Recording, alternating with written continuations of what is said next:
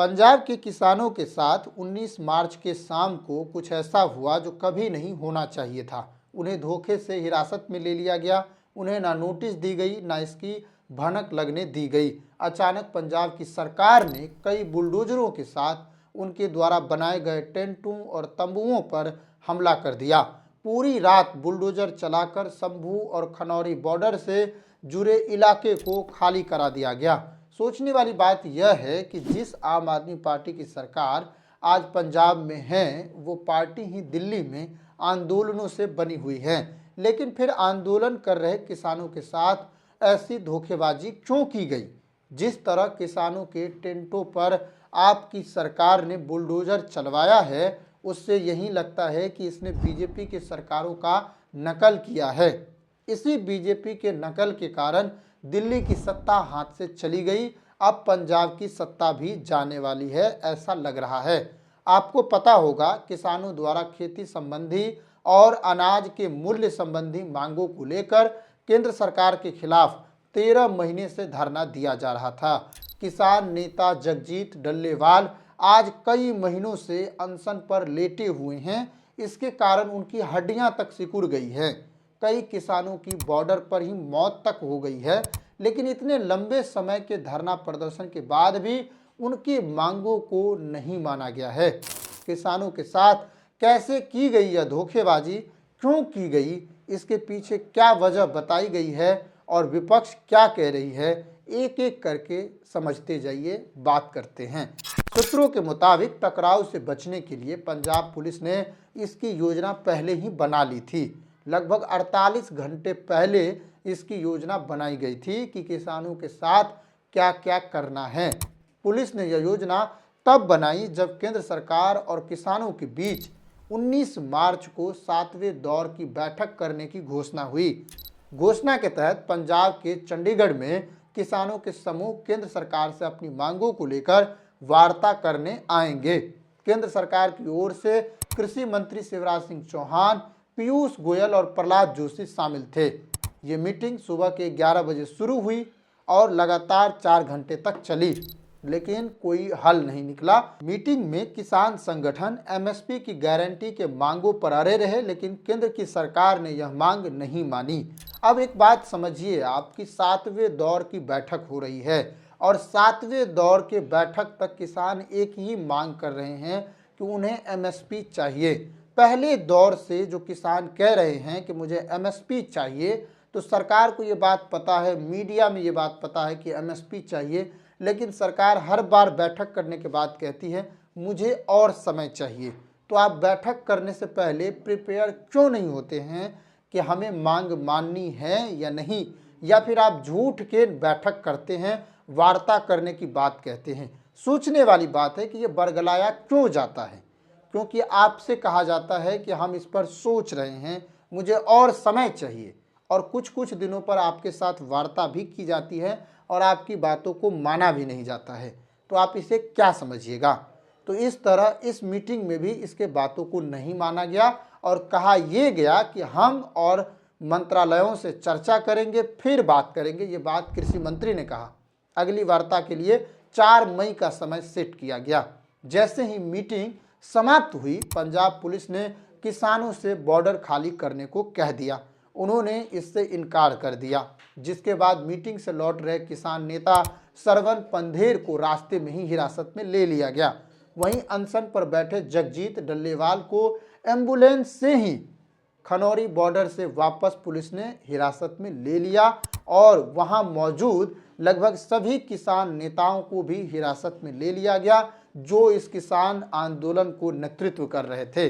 कई किसान हिरासत में लिए जाने के कारण भड़क भी गए और धक्का मुक्की की भी बात सामने आई है, जिसमें किसानों ने बैरिकेडिंग तोड़ने की कोशिश करने लगे और पंजाब पुलिस से हाथापाई भी हुई। इस दौरान बड़ी संख्या में पुलिस फोर्स को बुलाई गई और कार्रवाई शुरू कर दी गई।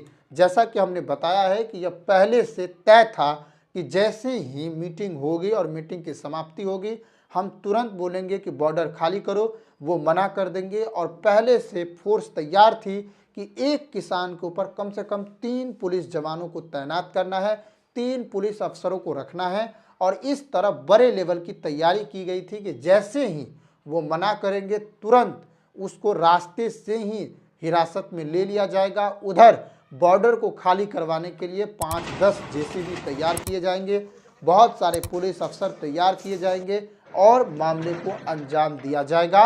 इस तरह पहले से भगवंत मान की सरकार इस पूरे तैयारी में है। लगभग 800 किसानों को हिरासत में ले लिया गया और रात के करीब 8 बजे उनके टेंटों और तंबुओं पर बुलडोजर चलाना शुरू कर दिया गया और ये काम कई घंटों तक जारी रही। पूरी बॉर्डर को पुलिस ने रात में ही खाली कर दिया। इसकी चर्चा रात भर होती रही सोशल मीडिया प्लेटफॉर्म एक्स पर, ताकि ये बात कम फैले, इसलिए इसकी दिन में चर्चा नहीं हुई। वहाँ पर मीडिया रिपोर्टर भी रात के समय में कम लोग पहुँचे और इससे मीडिया में भी बात ये उतने तरीके से सामने नहीं आ पाई जितना कि आना चाहिए था। इस तरह पंजाब की सरकार ने किसानों के साथ एक गंदा सलूक किया है। उनके ही राज्य में उनके ही मांगों को इस तरह से कुचला गया, ये कहीं से भी ठीक नहीं लगती है। पंजाब की सरकार यही चाहती थी कि यह आंदोलन किसी तरह खत्म हो जाए, तभी किसानों को दिल्ली तक नहीं पहुंचने दिया जा रहा था। पंजाब की सरकार और मंत्रियों द्वारा कहा जा रहा है कि ये सब हम इसलिए कर रहे हैं क्योंकि युवाओं को रोजगार मिलेगा, व्यापार बढ़ेगा, बॉर्डर खाली करने से रोजगार बढ़ेगी। अब तक हजारों करोड़ रुपए का लॉस हो गया है। ये बात पंजाब के मंत्री महोदय कह रहे हैं। अगर उन्हें धरना देना ही है तो कहीं और जाकर करे, पंजाब से बाहर जाए। इस तरह पंजाब की सरकार उसे वार्निंग दे रही है। सवाल उठता है कि केंद्र की सरकार उसे दिल्ली आने नहीं दे रही है, उनके ऊपर आंसू गैस के गोले दागती है, हरियाणा के बॉर्डर पर उसे रोक दिया जाता है, तो वो दिल्ली तो आ नहीं रहे। केंद्र सरकार से ही उसकी मांगे हैं और अपने ही राज्य में अगर वो इस तरह की मांगों को लेकर धरना पर बैठे हैं और केंद्र सरकार उसकी मीटिंग करने के लिए आ रहे हैं उसके साथ, तो आप उसे भगाने पर क्यों तुले हैं? सवाल यह भी है कि जब इस तरह से क्रूरता बरती जा रही थी केंद्र की ओर से, तो आप पंजाब सरकार होने के नाते और पंजाब वासियों के लिए आपने कभी राहत देने के बारे में सोचा? किसान पंजाब के हैं, किसानों की मांग है पंजाब से, इसका मतलब है कि यह मांग पूरे पंजाब के किसानों की है। इसके साथ ही कई और राज्यों की किसानों की भी यह मांग है, जिसमें हरियाणा भी शामिल है। उसके मांगों को समर्थन देने के बजाय, केंद्र सरकार पर दबाव बनाने के बजाय, इसने अपने ही राज्य के किसानों को उखाड़ फेंकने का काम किया है। अगर तर्क ये है कि इससे रोजगार मिलेगा, तो क्या प्लान है रोजगार देने का, यह भी बताना चाहिए और कैसे व्यापार बढ़ेगा यह भी बताना चाहिए। जिस तरह से आम आदमी पार्टी की सरकार ने यह कार्रवाई की है, उसे कहीं से भी उचित नहीं ठहराया जा सकता है। यह पूरी तरह से किसानों के साथ धोखेबाजी की गई है। लोगों को तो अब इस बात पे शक हो रही है कि ये बीजेपी की ही पार्टी है क्या? आम आदमी पार्टी और बीजेपी के सुर एक साथ कैसे मिल सकते हैं? इनके एजेंडे एक साथ कैसे चल सकते हैं? इतनी क्रूर कार्रवाई की गई, इतनी धोखेबाजी की गई किसानों के साथ, और बीजेपी की तरफ से अभी तक आम आदमी पार्टी की सरकार की आलोचना नहीं की गई। क्यों की जाएगी आलोचना? अभी तक सिर्फ इस बात की कांग्रेस आलोचना कर रही है और अन्य राज्यों की विपक्षी पार्टियां आलोचना कर रही है। कांग्रेस की ओर से इसकी निंदा की जा रही है, लेकिन बीजेपी की ओर से नहीं। अगर बीजेपी किसानों का हित चाहती तो सबसे पहले उसके मांगों पर एक गहरी विचार करने के बारे में सोचती, लेकिन ऐसा नहीं किया गया। और अब एक बात समझ लीजिए कि जिस तरह आम आदमी पार्टी ने किसानों के साथ काम किया है वो ठीक नहीं है और वो बीजेपी के साथ सुर में सुर मिला रही, क्योंकि बीजेपी भी यही चाहती है कि ये किसी तरह से धरना बंद हो। इस पूरे मामले पर कांग्रेस ने क्या कहा, इसे समझिए। पंजाब के पूर्व मुख्यमंत्री और कांग्रेस सांसद चरणजीत सिंह चन्नी ने कहा, पंजाब के किसानों पर और पंजाब के ऊपर पर बड़ी मुसीबत आ गई है। एक साजिश के तहत किसानों पर हमला किया जा रहा है। पंजाब ही नहीं, पूरी किसानी पर बड़ा हमला किया गया है। बैठक भी थी और इधर पीछे से हमला भी कर दिया गया। रास्ता किसानों ने नहीं बल्कि सरकारों ने रोका हुआ है। किसान दिल्ली जाना चाहते हैं लेकिन सरकार ने रोका है।